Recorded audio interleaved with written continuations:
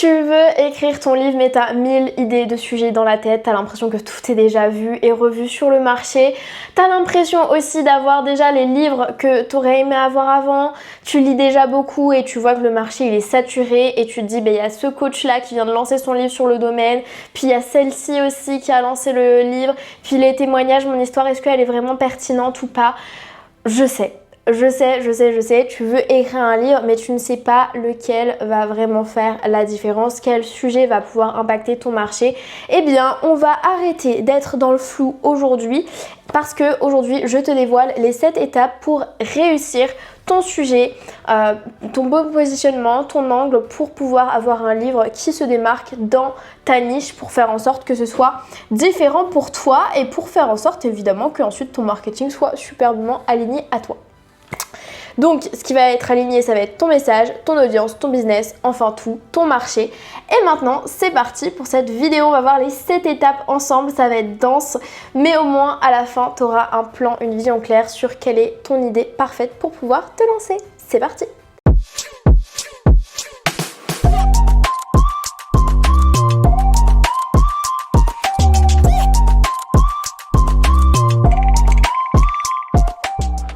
Ok, déjà si tu ne me connais pas encore, je m'appelle Meili Chen, ça fait 5 ans que je suis dans l'écriture et l'édition de livres et on t'accompagne de l'idée jusqu'à que tu aies ton livre dans les mains en 90 jours pour devenir la figure d'autorité de ton marché. Si jamais ça t'intéresse, tu peux prendre un audit avec moi dans le premier lien dans la description. Donc je vais analyser ton projet, je vais savoir en fait quels sont tes objectifs, etc. Et si jamais tu peux entrer dans notre programme, tu pourras candidater et on verra ça ensemble pour pouvoir arriver de l'autre côté. Première chose qu'on va voir dans cette vidéo, comme je te l'ai dit, elle va se décomposer en 7 étapes pour pouvoir avancer dans l'écriture de ton sujet, dans l'angle, dans le développement de tout ce que tu peux avoir dans ta tête et de ta vision. Donc on va brainstormer ensemble, mais je t'invite évidemment à mettre pause sur cette vidéo si tu dois prendre des notes. Donc la première étape qu'on va voir ensemble, c'est évidemment auditer ton expertise, ton expérience. Qu'est-ce que tu as déjà au fond de toi pour écrire ce livre? Donc ce que je t'invite à faire, c'est de prendre tout simplement un carnet, j'en ai pas avec moi mais bref, un papier, une feuille, tout ce que tu veux pour pouvoir laisser place à tes idées, à tout ce que tu as. Tu vas lister tes compétences, les formations que tu vas avoir, tes expériences sous forme d'expérience terrain, les anecdotes, les relations que tu as pu avoir, j'en sais rien, ça dépend des sujets que tu vas avoir évidemment dans ton livre de non-fiction.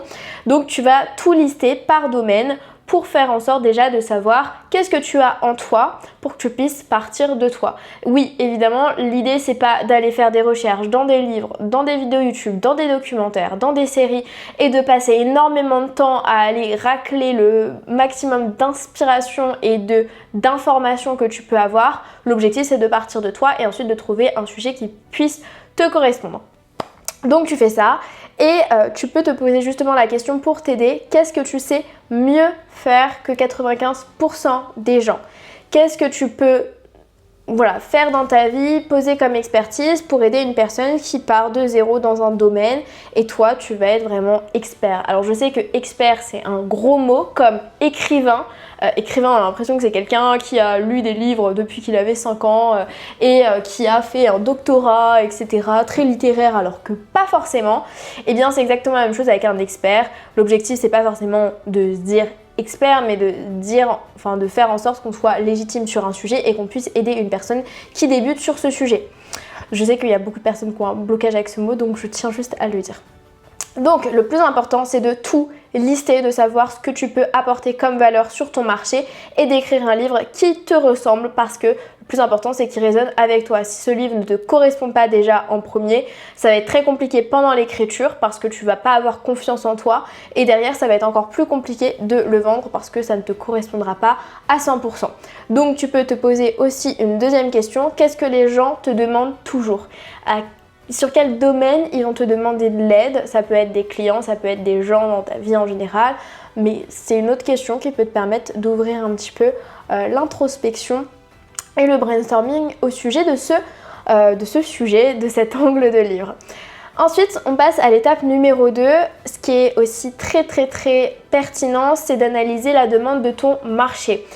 Le plus important, ce serait de regarder déjà qu'est-ce qu'il va y avoir sur Reddit, sur Answer the Public, sur les recherches Google, sur les forums. En fait, qu'est-ce qui fait que sur ton expertise, on va faire des recherches? Quels problèmes, quels sujets vont avoir? Est-ce qu'il y a une actualité?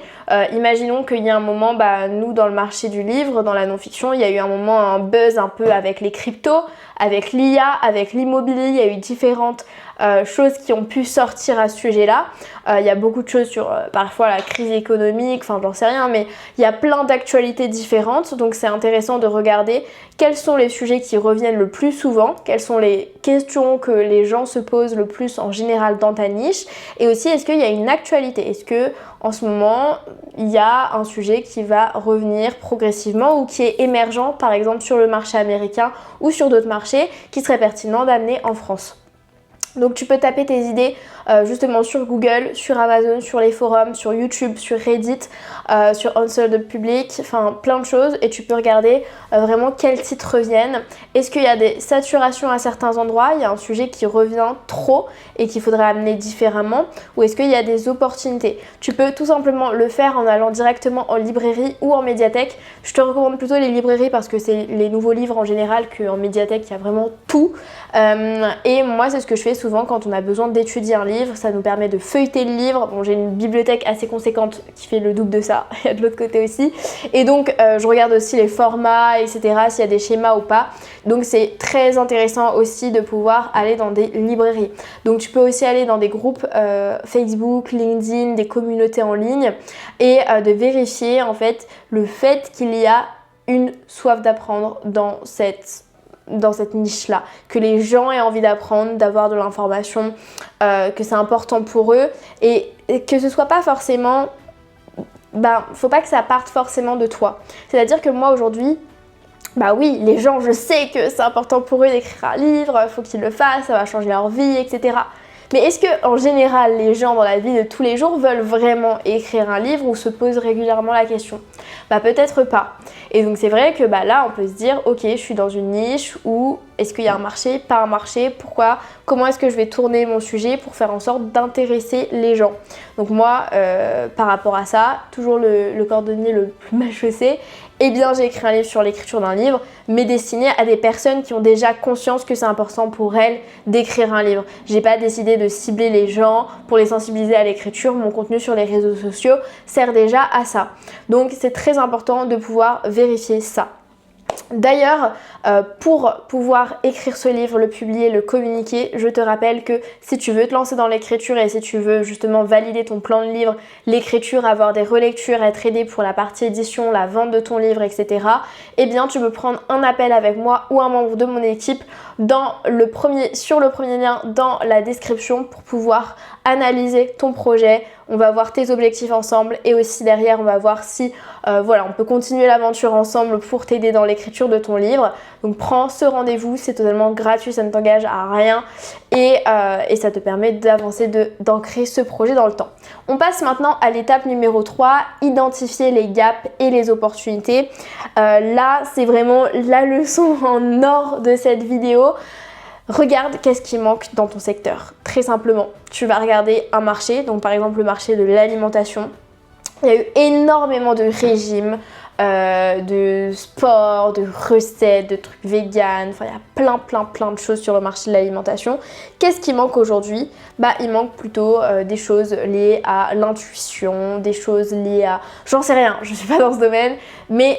L'idéal, ce serait que tu fasses le tour de ton domaine et que tu te dises, ok, qu'est-ce qui manque là?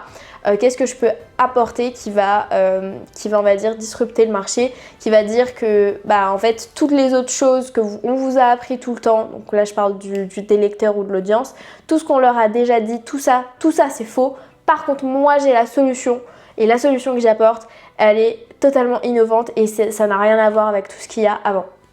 Je pense que tu vois souvent sur internet les pubs sur YouTube de l'entrepreneur qui dit voilà, si tu veux avoir un cabinet de thérapeute avec plein de cartes, avec plein de rendez-vous, une liste d'attente, etc. Arrête de faire des cartes de visite, arrête de faire des flyers, etc. Donc lui, il casse cette idée-là et il met en place une nouvelle une nouvelle solution. Je ne sais pas du tout, je ne suis pas dans ce secteur, mais ça marche très bien. Donc qu'est-ce que tu vas apporter sur le marché de nouveau? C'est très pertinent de pouvoir regarder qu'est-ce qui va faire que tout ce que les gens font déjà, c'est nul, et qu'est-ce qui va faire que ta solution sera meilleure qu'elle. Donc voilà par rapport à ce gap et les opportunités, il faut vraiment que tu puisses cibler. Quatrième étape, c'est important de valider la faisabilité de ton idée. Est-ce que tu vas avoir suffisamment de matière, des exemples clients, des exemples concrets justement de transformation de solutions où tu as pu mettre en place par exemple ta méthode. Est-ce que tu pourrais parler de ce sujet pendant au moins 1 heure, 2 heures, 3 heures, 4 heures comme ça de ce sujet parce que tu es passionné, parce que tu as des ressources, parce qu'avec un plan, quelque chose de structuré, tu vas avoir de la matière ou pas. Le bon sujet, c'est celui que tu pourrais pitcher les yeux fermés, tu pourrais en parler pendant des heures et des heures. Ça pourrait être structuré, mais tu as une vraie expertise dedans. Et je sais que pour toutes les personnes qui veulent écrire des biographies, bah justement, elles sont ultra légitimes par rapport à ça parce qu'elles connaissent à 100% leur vie, donc c'est crédible. Après, ça dépend des parcours, hein. Il y a des parcours qui se ressemblent, etc. Il y a des parcours plus à succès, etc. Mais la première des choses, c'est déjà, est-ce que tu connais ou pas ton sujet? Donc ça, c'est aussi une étape à ne pas négliger, valider ton sujet, parce que si tu pars avec une idée innovante, oui, certes, ça peut être très bien, mais si ça ne vient pas de toi, bah en fait, ça va être compliqué parce que ça va être incohérent avec ce que tu as, toi, à l'intérieur. Voilà, on part sur l'étape numéro 5. Tester aussi les titres, les sujets potentiels de tes idées. Tu peux publier des stories, faire des sondages sur LinkedIn, par email, regarder ce qui va générer des clics, des réponses, de l'engouement. Tu peux aller dans des groupes Facebook, tu peux aussi aller voir dans ta newsletter, mettre un sondage. Tu peux sonder les personnes en demandant de faire des appels vraiment avec elles. Tu fais un appel de 10 minutes avec une personne, tu lui expliques ton projet. Tu peux faire des réseautages dans ta ville et exposer ton idée pour voir si ça marche ou si ça marche pas. Très important de valider ton idée et de tester l'idée et l'engouement qu'il va y avoir autour. Étape numéro 6, c'est de mesurer aussi cet engouement auprès de ton audience actuelle.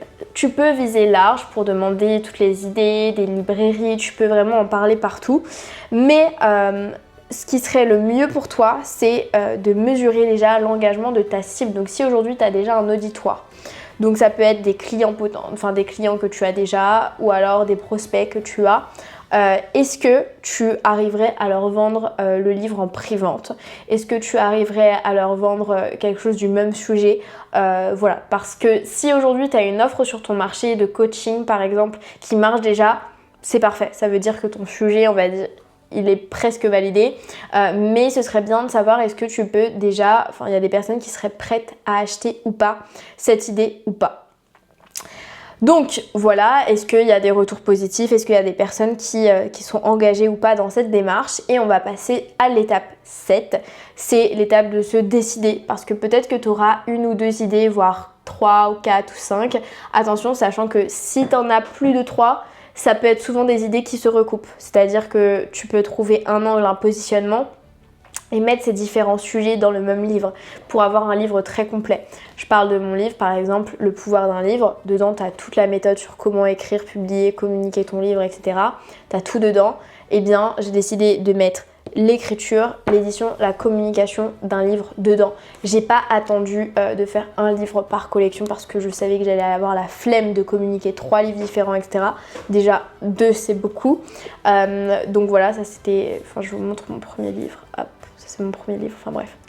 Et donc du coup j'ai tout mis dedans alors que je sais qu'il y avait des angles plus ou moins pertinents. Voilà pour ce livre. Et donc on va décider, donc valide ton sujet, avec toutes les étapes, on verra si c'est validé ou pas.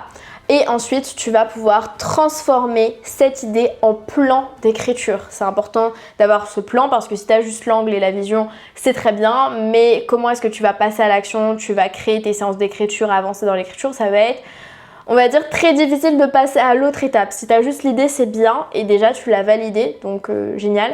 Mais il te faut le plan derrière. Donc pour justement t'aider à structurer ton plan et à avancer, j'ai créé une vidéo YouTube spéciale sur ma chaîne YouTube que tu peux trouver. C'est même une carte mentale que je fais avec toi directement. Tu trouves plein d'autres vidéos d'ailleurs sur tout le plan, la structure d'idées sur ma chaîne YouTube. Tu as aussi une playlist avec tous mes conseils en écriture de A à Z comme ça. Tu peux regarder la playlist comme une formation en ligne de A à Z. Donc voilà, si jamais tu es intéressé, abonne-toi à la chaîne pour pouvoir aller structurer ton livre. Maintenant, on a fait le tour, tu as ton idée, tu as le bon sujet, un sujet qui te passionne, très important, un sujet qui correspond à ta cible et un sujet avec lequel il y a un marché évidemment. Donc ça c'était le plus important. Je tiens aussi à te rappeler qu'il ne faut absolument pas attendre que l'inspiration tombe du ciel. L'inspiration naît de l'action que tu vas mettre en place pour justement brainstormer, pour te mettre en mouvement, pour avoir des retours. L'inspiration n'arrive pas comme ça de A à Z, il faut absolument passer à l'action pour ça. Si jamais tu veux être accompagné dans l'écriture et l'édition de ton livre, je te rappelle que tu as mon agenda et celui de mon équipe dans le premier lien en commentaire. Donc si tu veux qu'on analyse ton projet et qu'on voit comment est-ce qu'on peut t'aider à avancer dans l'écriture de ton livre, tu as juste ça à faire, tu remplis tes informations et on se retrouve de l'autre côté. Sur ce, c'était Maëlie. Si tu as des questions, mets-les-moi dans les commentaires et on se retrouve bientôt dans une prochaine vidéo. Belle semaine à toi. Ciao!